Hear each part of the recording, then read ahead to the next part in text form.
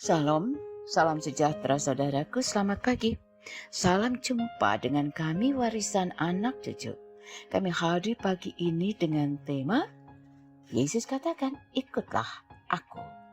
Lagi-lagi Petrus. Petrus pernah ditegur Yesus ketika Petrus berusaha melindungi Yesus dengan pedang Trachonus, Yohanes 18 ayat 11. Kali ini lagi-lagi Petrus ditegur oleh Yesus karena sikapnya yang berani memprotes Yesus, berbicara tentang penderitaannya yang akan dialaminya sebagai anak manusia. Yesus katakan kepada Petrus, "Enyalah iblis, sebab engkau bukan memikirkan apa yang dipikirkan Allah, melainkan apa yang dipikirkan manusia." Markus 8 ayat 32-33. Di sini Yesus ingin mengingatkan para pengikutnya bahwa iblis selalu memperalat manusia, termasuk para pengikut Yesus, untuk menggagalkan rencana keselamatan Allah bagi manusia. Itulah sebabnya Petrus diingatkan untuk tidak mengikuti keinginan dan perasaannya sendiri sebagai manusia yang kadang-kadang bertentangan dengan keinginan Allah. Tetapi hendaklah Petrus taat dan tunduk pada kehendak Allah, dan kehendak Allah pasti baik sebagaimana yang dinyatakan dalam kehadiran Kristus di dunia ini. Bahkan Yesus sendiri menegaskan sebagai anak manusia ia akan mengalami banyak penderitaan, dihina, ditolak, diolok, dicela, tapi ia akan rela menanggungnya karena itulah kehendak Bapa baginya. Ia akan melalui jalan penderitaan demi mewujudkan rencana penyelamatan Allah bagi manusia.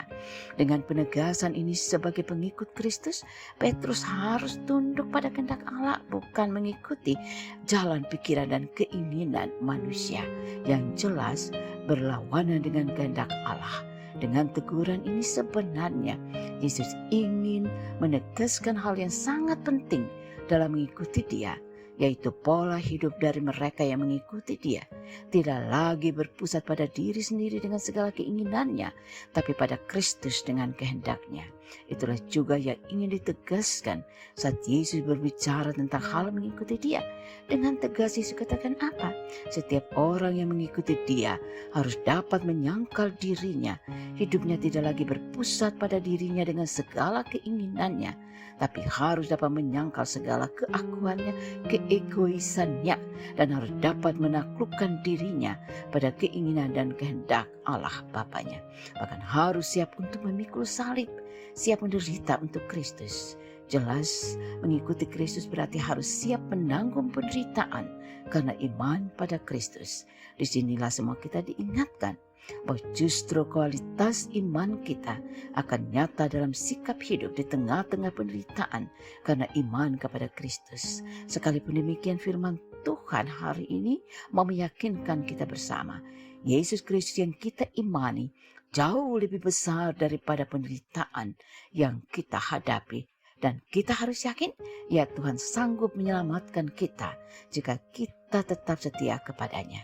Tuhan Yesus memberkati. Kita berdoa, ya Tuhan tolong kami untuk tetap setia kepadamu. Amin.